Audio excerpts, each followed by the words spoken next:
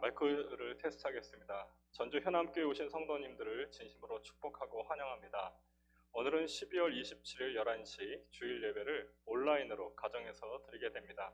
오늘의 예배 가운데도 동일하게 임하시는 하나님의 은총과 은혜가 있기를 축복합니다.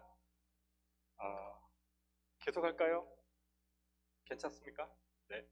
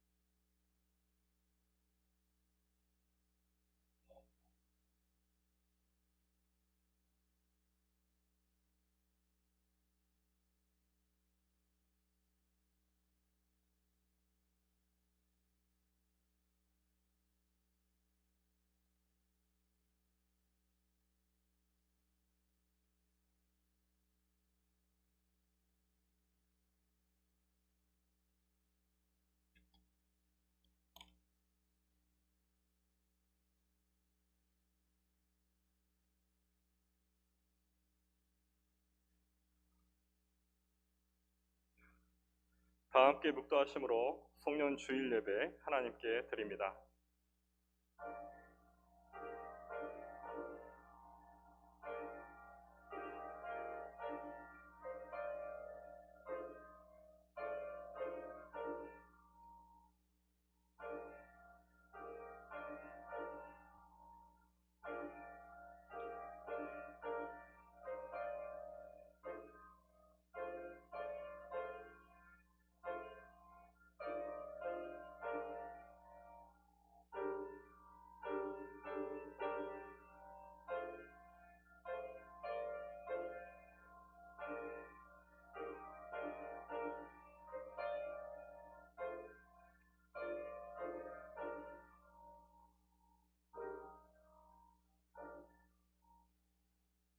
너희는 유혹의 욕심을 따라 썩어져가는 구습을 따르는 옛사람을 벗어버리고 오직 너희의 심령이 새롭게 되어 하나님을 따라 의와 진리의 거룩함으로 지으심을 받은 새 사람을 입으라.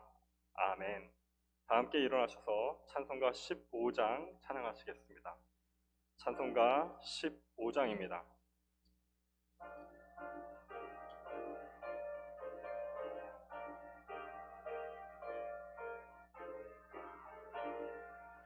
하나님의 크신 사랑 하늘에서 내리사 우리 맘에 항상 계셔 온전하게 하소서. 우리 주는 자비하사 사랑 무한하시니 두려워서 떠는 자를 구원하여 주소서. 걱정 근심 많은 자를 성령 감화하시며 복과 은혜 사랑받아 평안하게 하소서. 처음과 끝이 되신 주님 항상 인도하셔서 마귀 유혹 받는 것을 속히 끊게 하소서. 전능하신 아버지여 주의 능력 주시고 우리 맘에 마셔서 떠나가지 마소서. 주께 영광 항상 돌려 천사처럼 섬기며 주의 사랑 영영토록 찬송하게 하소서. 우리들이 거듭나서 흠이 없게 하시고 주의 크신 구원받아 온전하게 하소서. 영광에서 영광으로 천국까지 이르러 크신 사랑 감격하여 경배하게 아멘. 인류의 역사를 섭리하시며 인생의 생사와 화복을 주관하시는 거룩한 하나님 아버지, 오늘은 2020년을 마무리하는 마지막 주일입니다. 코로나19로 인해 온 교회 성도들과 이 나라 모든 백성들이 너무나도 힘들었던 한 해였습니다. 그러나 뒤돌아보니 그 모든 위기와 역경 속에서도 하나님께서 우리를 지키시고 인도하여 주셨다는 사실을 다시 한번 깨닫게 됩니다. 베풀어 주셨던 사랑과 은혜를 가슴에 담고 이 시간 저희들이 겸손하게 하나님께 머리를 숙였습니다. 마음과 뜻과 정성을 다해 드리는 찬양과 경배를 받으시고 주님께서 주시는 말씀과 위로 안에서 아름답게 한 해를 마무리할 수 있도록 이끌어 주옵소서. 우리들의 신앙을 고백합니다.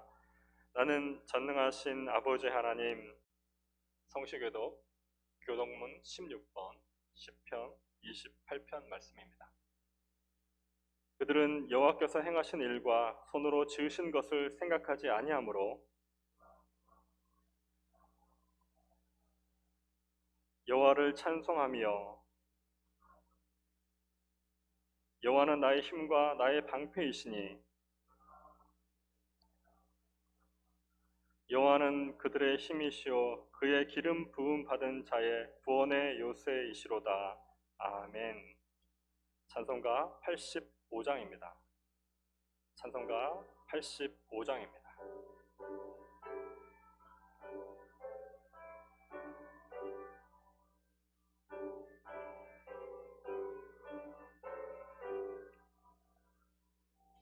구주를 생각만 해도 이렇게 좋거든. 주 얼굴 배울 때에야 얼마나 좋으랴. 만민의 구주 예수의 귀하신 이름은 천지에 있는 이름 중 비할 데 없도다. 참에게 하는 자에게 소망이 되시고 구하고 찾는 자에게 기쁨이 되신다. 예수의 넓은 사랑을 어찌다 말하랴. 주 사랑 받은 사람만 그 사랑 알도다.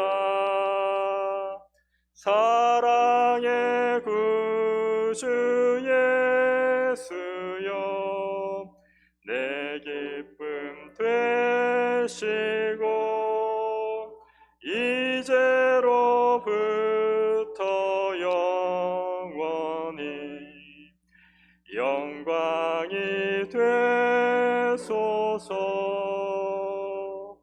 阿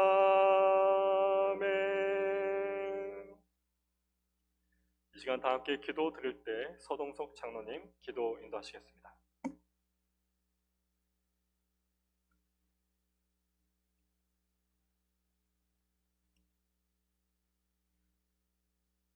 아버지 하나님, 이 시간 감히 주께 아뢰옵기를 원합니다. 해마다 새해를 맞이할 때마다 애의 없는 각오와 결심, 고부가 함께하여 가슴 벅차왔음을 고백합니다. 하오나 주님의 뜻 안에서 이루고자 노력한 것들이 큰 열매 없이 부끄러운 모습으로 한 해의 끝자락에 서 있는 저희들을 긍휼히 여기시고 용서하여 주시옵소서. 지난 날을 돌이켜볼 때 기도에 열심을 내지 못했고 내 이웃을 내 몸같이 사랑하지 못했으며 아버지 앞에 충성된 삶을 살지도 못했습니다. 복음에 줄이고 하나님의 의에 목말라 하지도 못했습니다. 평생 짝퉁 그리스도인이 되어서는 안 되겠다는 다짐도 물거품이 되었던 시간들이었음을 고백합니다. 올해의 마지막 주일 이 시간 참여하는 마음으로 주님 앞에 섰사오니 주님 저희들을 받아 주시옵소서. 아버지 하나님, 특별히 올 한 해는 여러 일들이 많았었습니다. 교회적으로는 최원탁 원로 목사님을 세워주시고 제2대 목사님으로 김광민 목사님을 기쁨과 감격 속에서 만나게 해주셨으며 사회적으로는 코로나19라는 낯선 길 앞에 서 있었습니다. 이 코로나 팬데믹은 온 세계의 정치, 경제, 사회, 문화, 교육을 송두리째 깊은 궁지로 몰아넣었습니다. 인간의 기술 문명의 산물이 바이러스에게는 번식장이 되어버렸습니다. 이럴 때일수록 인간의 약함과 생각이 갇히지 않게 하시어 복음에 줄이고 하나님의 목말라 하는 우리가 되게 하여 주시옵소서. 그리스도인으로 하여금 이 세상이 변화되게 하옵소서. 그리하여 다가오는 새해에는 우리 모두가 거짓없는 진실한 종들이 다 되게 하셔서 주님만 의지하고 바라보며 모든 것을 맡기고 살아가게 하옵소서. 사랑과 믿음으로 충성하는 용기를 허락하여 주시옵소서. 몸된 교회를 정성껏 섬기게 하옵소서. 주님을 앙망하여 독수리 날개치듯 새 힘으로 늘 승리하게 하옵소서. 또한 바라옵기는 우리나라가 나아갈 방향을 바로 찾아 속히 코로나도 종식되고 주의 정의와 평화가 넘치는 나라, 구석구석 주의 빛이 강하게 비춰져 밝은 나라, 의의 나라가 되게 하여 주시옵소서. 목사님 나오셔서 말씀 주실 때 준비하신 말씀 전하시기에 부족함 없게 하시고 저희들은 아멘으로 받아들여 승리하는 삶을 살게 하여 주시며 목사님의 영육간 건강과 가정도 지켜 주시옵소서. 말씀을 통하여 성도들의 삶 속에서 진리의 기쁨이 있게 하시고 하나님 나라와 의를 구하는 저희들이 삶이 되게 하시며 빛과 소금의 역할을 다하는 청지기가 되게 하여 주시옵소서. 예수님의 이름으로 기도드립니다. 아멘.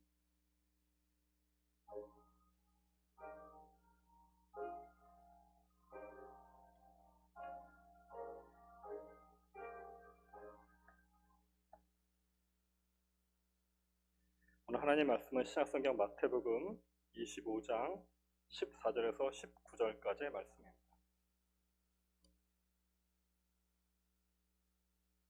신약성경 마태복음 25장 14절에서 19절까지의 말씀입니다. 마태복음 25장 14절부터 19절까지 우리 성도님들 한 절씩 교독하시겠습니다.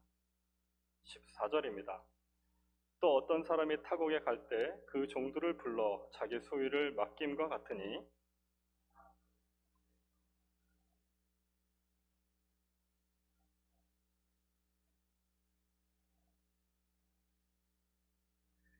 5달란트 받은 자는 바로 가서 그것을 장사하여 또 5달란트를 남기고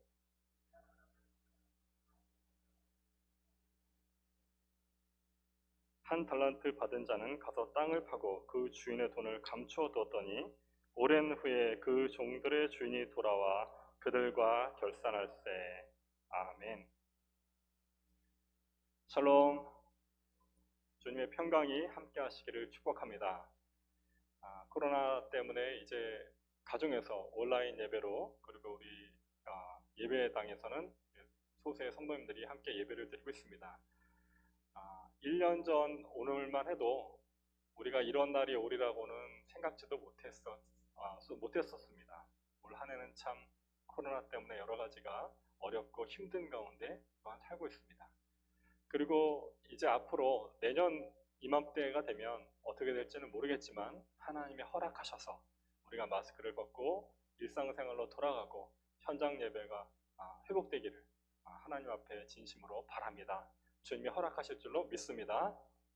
지금 가정에서 온라인 예배를 드리고 있는 분들은 우리 스피커 볼륨을 화면에서도 조정하시고 기계에서도 조정하시는 방법으로 하시면 조금 더 잘 들릴 줄로 압니다. 답답하죠? 저도 지금 마스크를 끼고 설교를 해서 굉장히 답답한데 법이 또한 우리가 서로 건강을 위해서 마스크를 끼고 설교하기를 그렇게 권고했기 때문에 양해해 주시기를 바랍니다. 우리 인간은 한 치 앞도 알 수 없습니다. 그것이 우리 인간의 한계인 것 같습니다. 그러나 우리가 대림절 기간부터 성탄절 기간까지 쭉 말씀을 함께 나누면서 우리에게 분명히 예고된 한 날, 우리는 그날을 기다리며 또한 준비하며 기쁨으로 맞이할 것을 기대하며 살아가야 된다라는 말씀을 계속해서 나누고 있습니다. 먼저 무엇보다도 우리를 다시 만날 날을 가장 기다리는 분이 누구십니까? 라고 우리가 말씀을 나눴는데 바로 하나님께서 가장 먼저 그날을 기다리고 계신다라는 거죠. 그래서 우리도 그 날을 분명히 알고 있는데 그 날에 대해서 정말 기다리면서 그냥 기다리는 것이 아니라 깨어서, 우리가 하나님의 비유대로 깨어서 그 날을 기다려야 되고, 그냥 무작정 기다리는 것이 아니라 그날에 대한 소망으로 준비하면서 하나님 만날 그 준비로 그날을 대비하자라고 우리 대림절 기간 동안 계속해서 말씀을 나누고 있습니다. 오늘 말씀은 그 말씀 가운데 이제 결론 부분에 해당하는 말씀입니다. 우리가 이 달란트 비유를 통해서 주님을 만나는 날이 우리에게 가장 기쁜 날이고 기다려지는 날이고 준비하고 예비하고 우리가 그날에 하나님의 나팔 소리를 듣고 예수 그리스도를 만나야 되는데 그 날은 기쁨의 날인 동시에 오늘 성경 말씀에 말씀하신 대로 결산할 때라는 말씀을 우리는 기억을 해야 됩니다. 예수를 만나는 그 기쁨의 날, 우리가 기다리는 날, 그 날은 또한 결산할 때라는 말을 우리가 유념하기를 바랍니다. 오늘 성경 말씀은 우리들에게 너무나도 익숙한 달란트 비유입니다. 늘 언제나 많이 들어보셨던 그런 비유일 텐데요. 오늘 말씀을 통해서 우리가 하나님을 만날 때, 다시 오실 예수 그리스도를 만날 때 우리는 과연 하나님 앞에 얼마나 결산할 것을 내놓는가에 대해서 우리는 고민해 봐야 됩니다. 이제 주인이 먼 타국으로 떠나게 됩니다. 그리고 그 종들의 재능에 따라서 각각 알맞은 달란트를 주고 떠납니다. 그러나 주인은 분명히 내가 다시 언제 오겠다라고 정확한 날은 이야기하지 않았지만 반드시 돌아오겠다라는 약속을 하시고 떠나게 됩니다. 달란트 비유의 앞뒤에 계속되는 이야기 비유들을 통해서 우리는 하나님께서 우리에게 예수 그리스도의 재림에 대해서 분명하게 알려주고 계시다라는 사실을 알 수 있습니다. 마태복음 오늘 25장부터 우리는 앞전에 있는 24장 전후로부터 연결해서 쭉 말씀을 한번 묵상해 보시기를 바랍니다.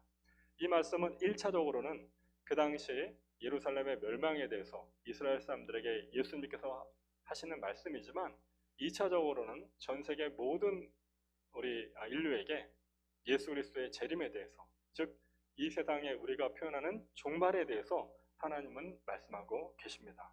그리고 그날에 우리에게 비로소 새 하늘과 새 땅이 열릴 것이다 라고 말씀하고 계시죠. 무화과나무의 비유를 통해서 하나님께서는 무화과나무의 잎이 변하면 계절이 변한다는 것을 깨닫는 것처럼, 그리고 그 계절의 변화를 통해서 다음 계절이 오리라는 것을 깨닫는 것처럼 하나님께서 우리에게 이 종말의 징조에 대해서 알려주신 일들이 사회, 정치, 경제 여러 분야에서 일어나는 그런 일들을 통해서 우리는 종말의 때가 가까이 오고 있다. 그날이 분명히 있다라는 사실을 알아야 되고 그리고 그날을 준비하고 예배해야 된다라는 사실을 알려주고 계십니다. 그리고 이어서 이제 열처녀 비유가 나오게 됩니다. 우리 열처녀 비유는 그 당시에 이스라엘의 결혼 풍습을 우리가 안다면 조금 더 이 말씀을 잘 이해할 수 있습니다. 우리 코로나 때문에 집안에서만 지내야 되고 참 답답한 지경에 있는데 좋은 영화를 한 편 추천해 드릴까 합니다. 이 열처녀의 비유, 그 다음에 다시 오실 예수 그리스도의 재림에 대해서 굉장히 잘 설명하고 있는 영화가 있는데 가나의 혼인잔치 언약이라는 영화입니다. 가나의 혼인잔치. 개봉한 지 얼마 안 됐는데 기회가 되시면 한번 보시면 좋겠습니다. 예수님께서는 유대의 갈릴리 지역에서 대부분을 보내셨고 제자들도 대부분 갈릴리 사람들입니다. 그래서 예수님께서 행하신 설교의 여러 가지 배경은 갈릴리의 문화를 배경으로 한 것이 굉장히 많습니다. 그래서 예수님이 그 당시 사셨던 그 갈릴리의 문화를 우리가 좀 더 이해한다면 예수님의 말씀을 굉장히 쉽게 더 깊게 이해하기가 편하다라는 말씀이죠. 가나의 혼인잔치는 가나에 있었던 결혼 풍습을 쭉 보여줌으로 인해서 예수님께서 이 땅에 다시 오실 재림에 대한 우리에게 해주신 말씀을 잘 설명하고 있습니다. 어느 민족에게나 결혼은 굉장히 아름답고 또한 축복된 그런 풍습이죠. 그런데 가나에서는 갈릴리 지역에서는 이제 결혼을 하게 되면 아버지와 남편 그리고 장로들 마을 사람들이 그 마을의 입구에 모이게 됩니다. 성경에 보면 마을 입구 혹은 성문 밖에서 중요한 장로들과 어떤 회의를 하거나 상거래가 이루어진다라는 사실들을 우리는 나눈 적이 있습니다. 그렇게 마을 광장 같은 입구에서 많은 사람들이 모인 가운데 그 마을 사람들이나 혹은 지나가던 아무나도 좋습니다. 많이 모일수록 증인이 되기 때문에 더욱더 축복된 그런 자리가 된다라고 합니다. 이제 신랑의 아버지가 선언서를 낭독하게 되고 신랑이 포도주병을 들어서 포도주를 따라서 그 약혼자, 결혼을 앞두고 약혼의 예식을 하는데 약혼자인 대상인 신부에게 그 포도주 잔을 내밀게 됩니다. 그럴 때 그 신부가 그 포도주 잔을 거절하면 약혼이 성사되지 않는 것이고 그 포도주 잔을 받아서 마시면 약혼이 성사되는 것입니다. 갈릴리는 오직 신부에게 그 거부권이 있다라고 합니다. 자, 이제 신부가 그 잔을 마시게 되면 이제 기쁨의 약혼식이 계속해서 진행되게 됩니다. 신부에게는 아주 귀한 선물이 주어지게 되고 신부의 아버지에게는 또 다른 돈이 지급되게 되는데 그것은 신부를 사오는 개념의 금액이 아니라 혹시 결혼식을 앞두고 있는 그 기간 동안에 신랑에게 무슨 일이 생겼을 경우에 신부를 위해서 사용할 수 있는 일종의 보험금 같은 개념으로 그 돈을 지급하게 됩니다. 이제 그리고 아버지께서 다시 구체적으로 선언한 이후에 신랑이 다시 포도주 잔을 들어서 포도주를 따라서 신부에게 내밀게 되면 신부는 그 기쁨의 잔을 마시게 됩니다. 그리고 다시 그 잔으로 신랑이 포도주를 마시게 되므로 약혼식이 성립되게 됩니다. 당신은 모세의 율법에 따라서 선별되었습니다. 라고 선언하면서 약혼식은 끝나게 됩니다.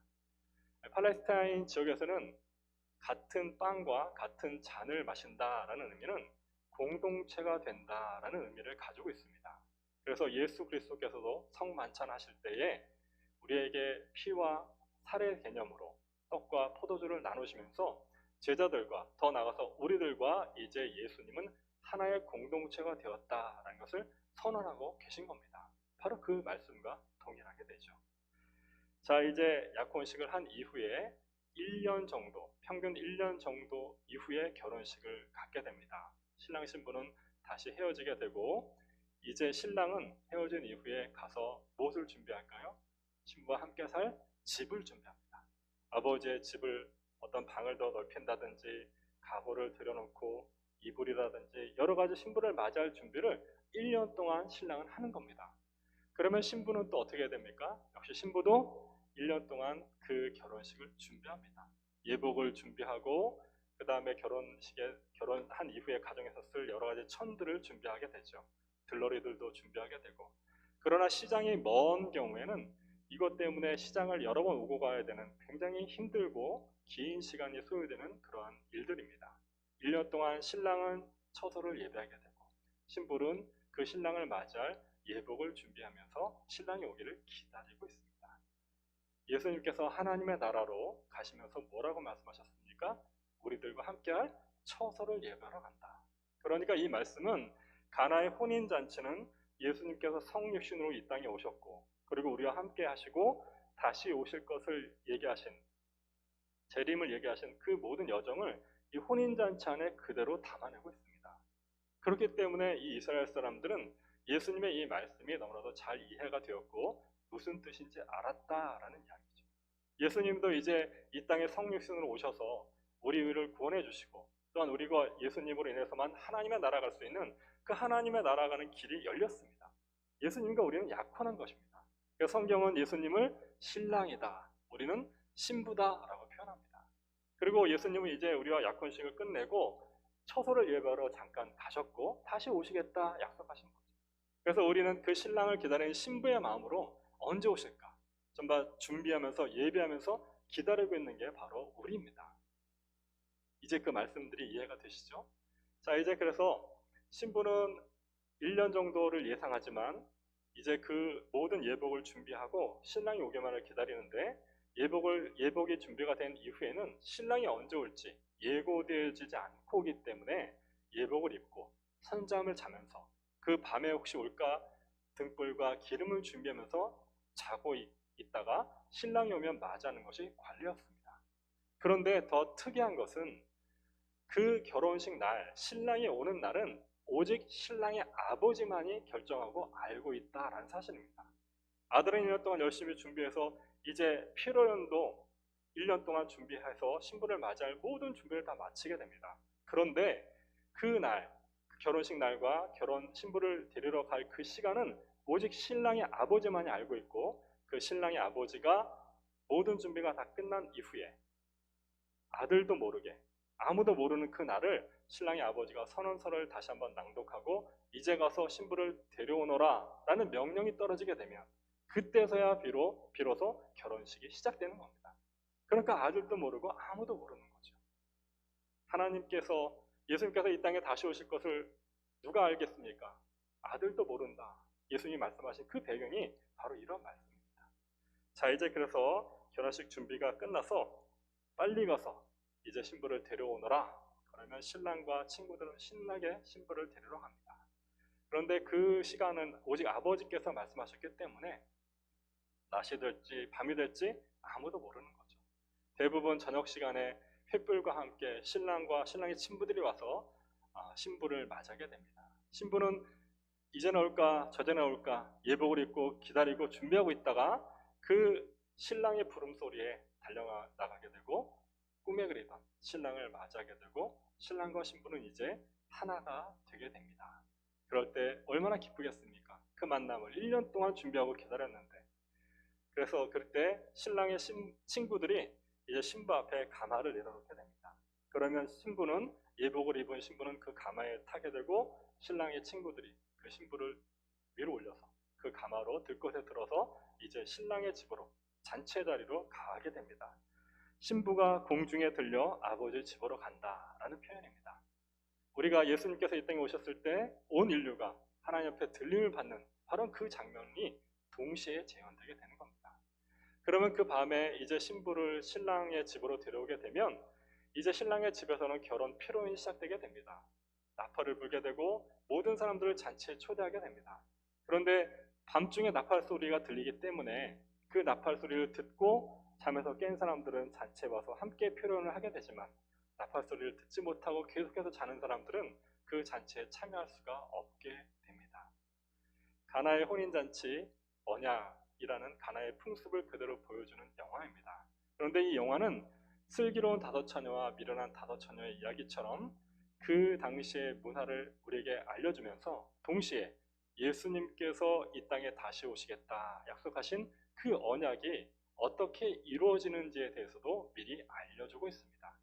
그렇기 때문에 오늘 이 슬기로운 다섯 처녀, 미련한 다섯 처녀라고 표현되었던 이 처녀들은 그 당시 풍습조차도 올바로 이해하지 못하고, 그리고 다시 오실 예수님에 대한 준비도 없이 나갔던 그런 어리석은 처녀들을 보여줌으로 인해서 우리가 내 스스로 예수님을 맞이할 준비를 올바로 하고 있는가를 다시 한번 생각해 보게 됩니다.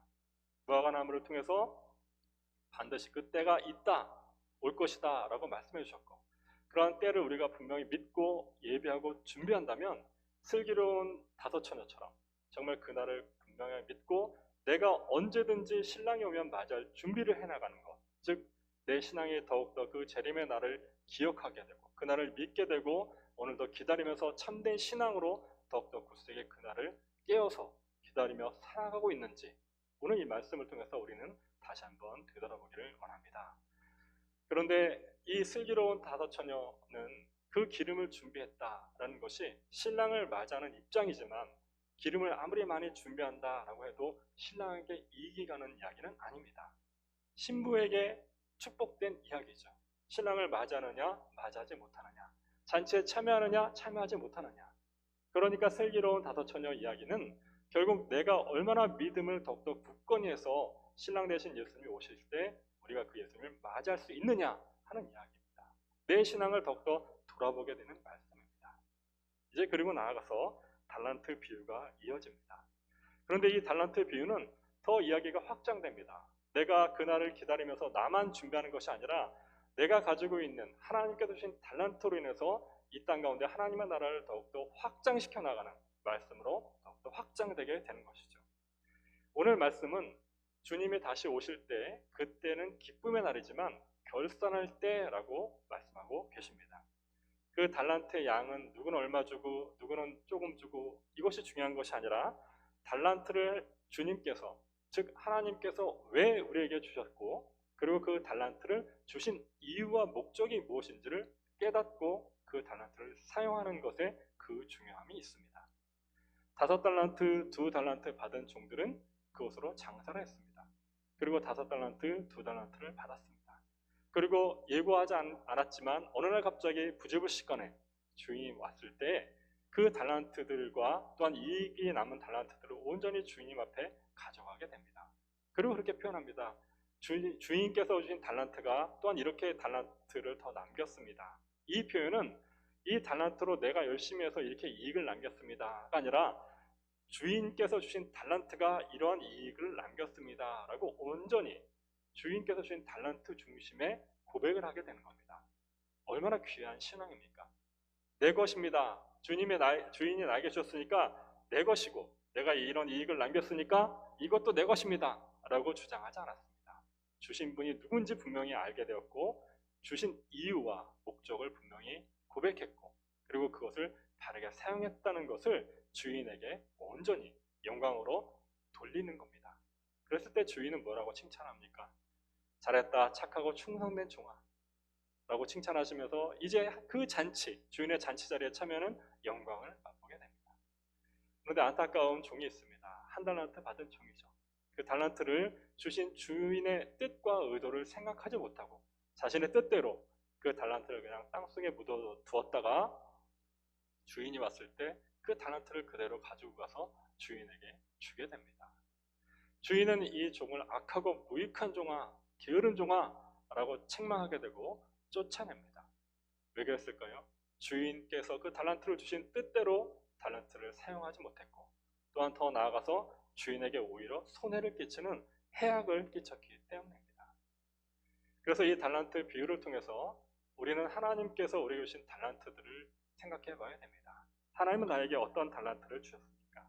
그리고 그 달란트를 분명히 다시 오셨을 때 결산한다라고 표현합니다. 행한 대로 갚아주시겠다라는 말씀이죠. 주님이 언제 오실까 하고 기다리는 신앙 가운데 우리에게 더 중요한 것은 언제 오시느냐, 그때가 중요한 게 아니라 그 날에 주님을 어떻게 맞이할 것인가, 그리고 그 결산할 때 우리는 얼마나 많은 열매로 하나님 앞에 떳떳하고 당당하게 그리고 자랑스럽게 설 수 있을 것인가, 그것이 더욱더 중요한 겁니다. 하나님은 우리에게 역량에 맞게 그리고 사람들의 신앙에 맞게 달란트들을 주셨습니다. 왜 주셨을까요? 그 달란트를 가지고 내가 땅속에 묻어두고 나만 그 달란트를 알고 있는 것처럼 사용하는 것처럼 그렇게 달란트를 나만 가지고 있어라 라고 하나님께서 달란트를 주셨을까요? 우리에게 하나님께서 달란트를 주신 이유는 그 달란트로 내가 먼저 신앙이 더욱더 굳건해지고 또한 이 달란트를 사용함으로 인해서 하나님의 나라를 이 땅 가운데 더욱더 구현해 나가라는 그 하나님의 놀라운 의미와 뜻이 있다는 사실을 분명히 우리는 깨닫기를 원합니다. 우리에게 하나님께서 달란트를 주셨습니다. 종들에게도 달란트를 주셨죠. 5달란트, 2달란트 받은 종들을 한번 상상해 보시기를 바랍니다. 이들은 그것을 가지고 장사를 했다라고 표현합니다. 그러면 5달란트를 가지고 장사를 하면서 이 달란트를 가지고 일단은 내가 먼저 먹고 살 수 있는 그런 기반이 되었습니다. 그리고 또 이 달란트를 장사를 함으로 인해서 함께 상거래를 하는 사람들에게 또한 선한 영향력으로 함께 이익을 나누었습니다. 또 그리고 이 나누는 이익을 가지고 5달란트 그리고 더 많은 5달란트를 가지고 이 이익을 온전히 주인에게 돌렸습니다. 그러니까 하나님께서 주신 달란트를 우리가 올바로 사용하게 되면 나도 이익이고 또한 함께 그 달란트를 나누는 사람에게도 이익이고 그리고 종래에는 그 달란트를 주신 하나님께 주인에게도 이익이 되는 영광을 올려드리는 그러한 결과를 가져오게 되는 겁니다. 하나님은 나에게 어떤 달란트를 주셨습니까? 먼저 믿음을 주셨습니다. 우리에게 복음을 주셨습니다. 신앙을 주셨습니다. 우리가 하루하루가 지나갈수록 한 해 한 해가 지나갈수록 내 신앙이 더욱더 굳세지고 있는지 내 복음이 더욱더 확장되고 있는지 내 믿음이 더욱더 굳세져서 예수님께서 다시 오실 날을 더욱더 분명하게 기다리고 있는지 우리는 그 달란트가 정말 그대로 있는 것이 아니라 더 불어나고 더 풍성해지고 있는지 생각해 봐야 됩니다. 또한 우리에게 구체적으로 주신 여러 가지 다양한 재능들이 있습니다. 나의 재능을 하나님의 영광을 위해서 나는 사용하고 있는지 또 많은 축복들이 있습니다. 내가 받은 축복들, 물질적인 축복들도 건강의 축복들도 정말 하나님의 나라의 영광을 위해서 내가 그 달란트들을 사용하고 있는지 그리고 신앙 공동체 가운데 가정과 사회 가운데 각자의 역할들이 있습니다. 그 모든 달란트들은 내가 스스로 얻은 것, 내가 스스로 갖게 된 것이 아니라 하나님이 주셨다라는 사실을 우리는 분명히 깨달아야 됩니다. 그리고 왜 주셨을까요? 그 달란트를 통해서 하나님의 영광을 위해서 우리가 그 달란트를 사용하기를 하나님 우리에게 원하셨던 것입니다. 그 주신 주님의 뜻을 우리가 다시 한번 되새기는 송년 이 기간으로 보내기를 원합니다. 주님께서 주신 달란트들을 그러면 어떻게 사용해야 될 것인가? 구체적으로 오늘 이 달란트 비유 이후에 31절 이후의 말씀으로 계속해서 연결되게 됩니다.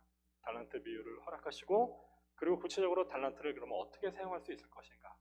31절 이후에는 역시 인자가 올 때 하나님께서 이제 전 인류를 오른편에는 양으로 왼편에는 염소로 구분하시겠다라고 말씀하십니다. 그런데 그 구분의 기준이 있습니다. 기준이 뭐냐면 35절부터 36절 말씀인데요. 내가 줄일 때에 너희가 먹을 것을 주었고 목마를 때에 마시게 하였고 나그네 되었을 때 영접하였고 헐벗었을 때에 옷을 입혔고 병들었을 때에 돌보았고 옥에 갇혔을 때에 와서 보았느니라. 그리고 이런 오른편의 양들로 구분된 자들에게는 내 아버지께 복받을 자들이여 나와 창세로부터 너희를 위하여 예비된 나라를 상속받아라 라는 놀라운 복을 주게 됩니다. 그런데 이 사람들의 반응이 굉장히 의아합니다. 아니 주님, 제가 언제 주님이 줄였을 때 먹을 것을 드렸고 목마를 때 마실 것을 드렸고 헐벗을 때 입을 것을 드렸고 나가나 되었을 때 영접했고 옥에 갇혔을 때 찾아뵈었습니까? 저는 그런 적이 없습니다. 그랬을 때 예수님께서 뭐라고 표현하십니까? 바로 내가 진실로 너희에게 이르노니 너희가 여기 내 형제 중에 지극히 작은 자 하나에게 한 것이 곧 내게 한 것이니라 하시고 말씀하십니다. 지극히 작은 자 하나에게 한 것이 곧 내게 한 것이다 라고 말씀하시죠. 달란트들을 어떻게 사용해야 되는지 말씀해주고 계신 말씀입니다. 그러니까 이 하나님께서 주신 달란트는 나만 가지고 나만 행복하게 살아가고 나만 하나님 앞에 온전히 영광을 올려드릴 수 있는 것이 아니다라는 이야기입니다.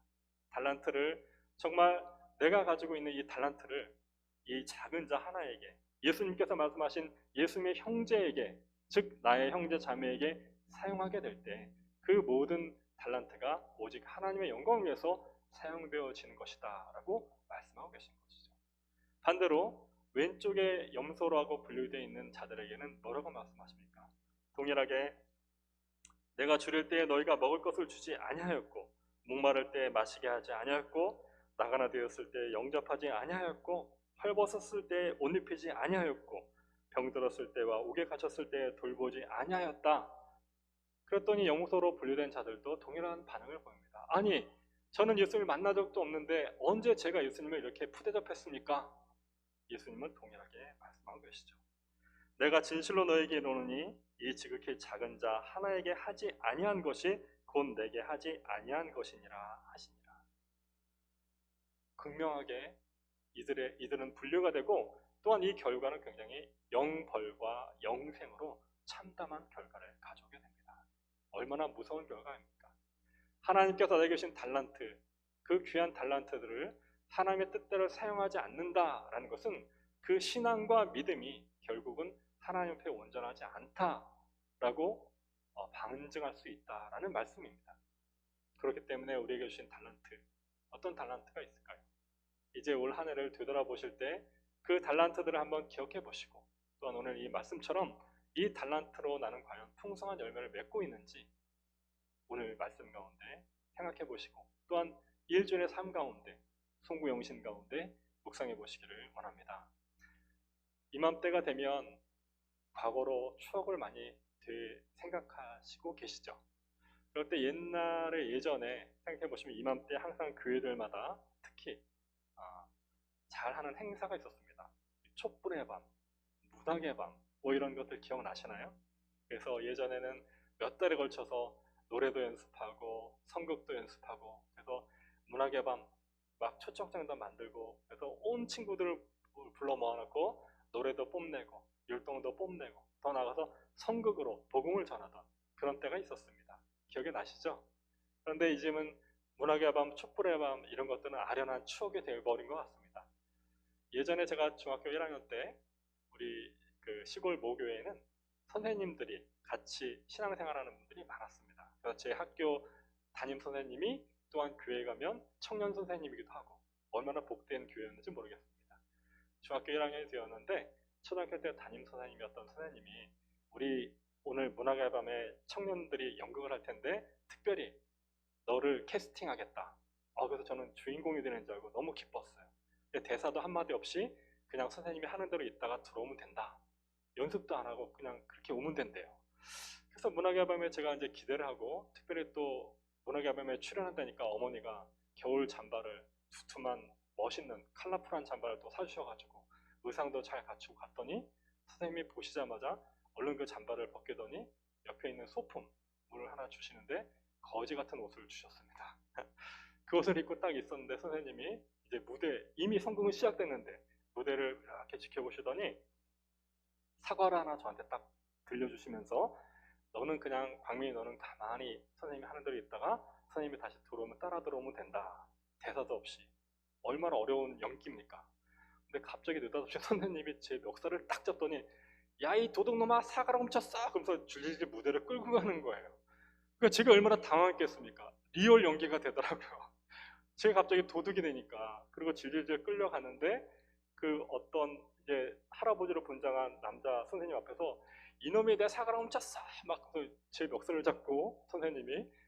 제가 당황해서 있으니까 이제 그 야곱이 뭐라고 얘기하냐면, 그 소년이 사과를 훔쳤느냐 쭉 대사를 주고받으면서 얘기인즉슨 그 야곱이라는 할아버지가 제가 사과를 훔쳤는데 저를 이 사과의 값을 대신해서 용서를 받게 해주는 그런 장면이었습니다. 그리고 다시 질질질 끌려서 들어왔는데 관객석에서 생각하니까 너무나도 원통한 거예요. 제가 주연도 아니고 겨우 도둑이라니. 근데 성극의 내용을 가만히 보니까 이 야곱이란 이 할아버지가 예수님이 나타나셔서 너가 너무나도 신실하니까 내가 이제 내일 너를 찾아가겠다 약속을 한 거예요. 새벽부터 일어나서 야곱이 옷을 갖춰 입고 집안을 청소하고 맛있는 음식을 준비하고 있는데 똑똑똑 두들기더니 예수님이신가 하고 문을 탁 열었더니 어떤 거지가 와서 너무 배가 고프니까 먹을 것도 좀 주십시오 라고 구걸하는 거예요. 물론 실망했지만 이 거지에게 준비한 음식을 주고 따뜻한 옷을 주고 돌려보내게 됩니다.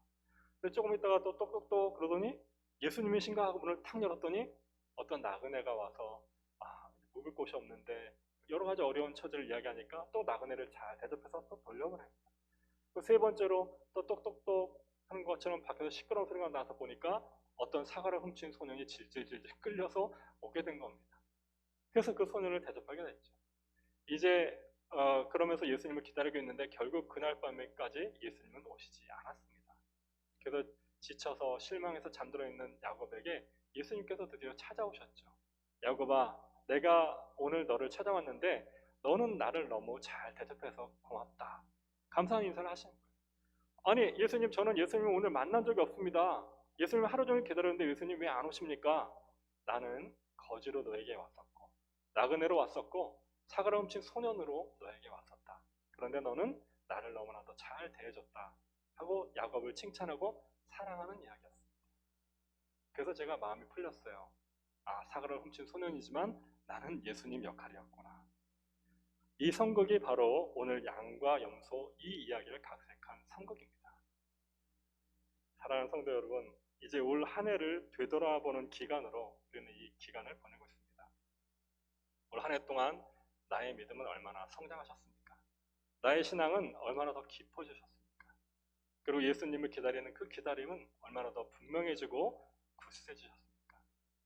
그리고 하나님께서 주신 달란트를 나는 과연 얼마나 많은 하나님께서 주신 뜻대로 사용해서 열매를 맺고 있습니까? 이제 예수님께서 다시 오실 것을 우리는 분명히 기다립니다. 그리고 더욱더 그 기다림은 뜨거워지시기를 원합니다. 그럴 때 내가 하나님을 기다리는 그 기다림 가운데 하나님께서 주신 수많은 달란트 가운데 내가 그 달란트를 하나님의 뜻대로 잘 사용하여서 나의 믿음의 열매가 얼마나 풍성해졌는지, 나의 신앙의 열매가 얼마나 풍성해졌는지, 나의 복음의 열매는 얼마나 많은 열매를 맺고 있는지, 나의 성령의 열매는 얼마나 하나님 앞에 풍성해지고 있는지 우리가 다시 한번 되돌아보시고 예수님을 기다려서 예수님을 만나는 그때에, 예수님과 결산하는 그때에 이 풍성한 열매들로 정말 예수님 앞에 자랑하며 예수님에게 잘했다, 착하고 충성된 종아라고 칭찬받는 정말 귀한 열매를 많이 맺어가시는 저와 여러분 되시기를 주님의 은혜라. 한이 없는 주의 사랑 어찌 이루 말하랴. 자라게나 주의 손이 항상 살펴주시고 모든 일을 주 안에서 형통하게 하시네. 몸도 맘도 연약하나 세임받아 살았네. 물붓듯이 부시는 주의 은혜 족하다. 사랑 없는 거리에 나 험한 산길 헤맬 때 주의 손을 굳게 잡고 찬송.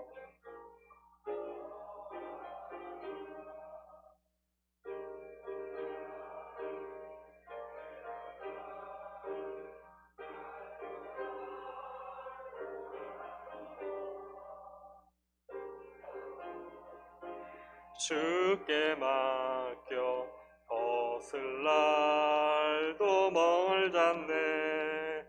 나를 위해 예비하신 고향 집에 돌아가 아버지의 품 안에서 영원토록 살리라.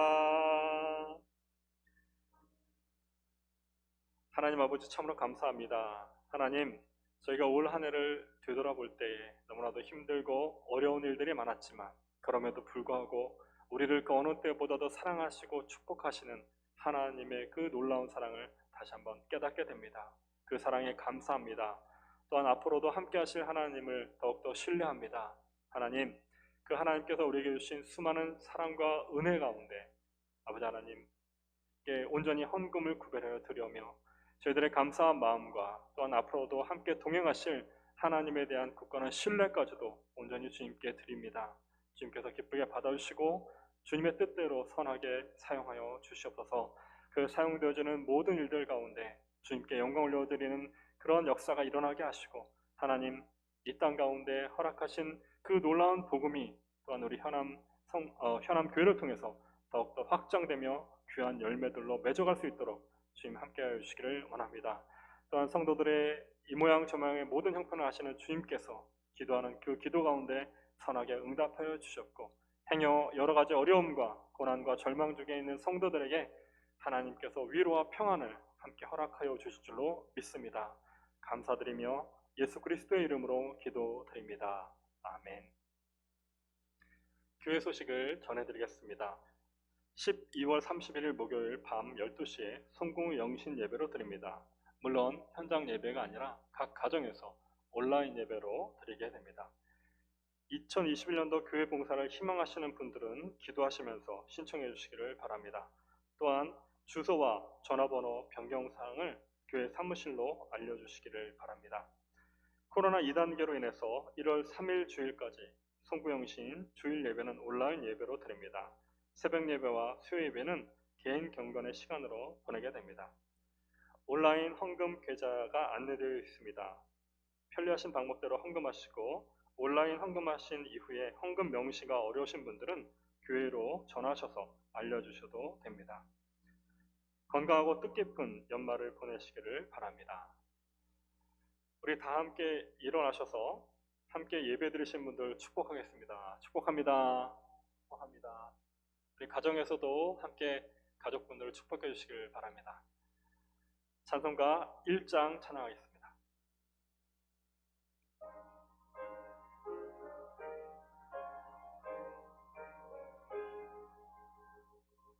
만복의 근원 하나님, 온 백성 찬송 드리고 저 천사여 찬송하세. 찬송 성부 성자 성령.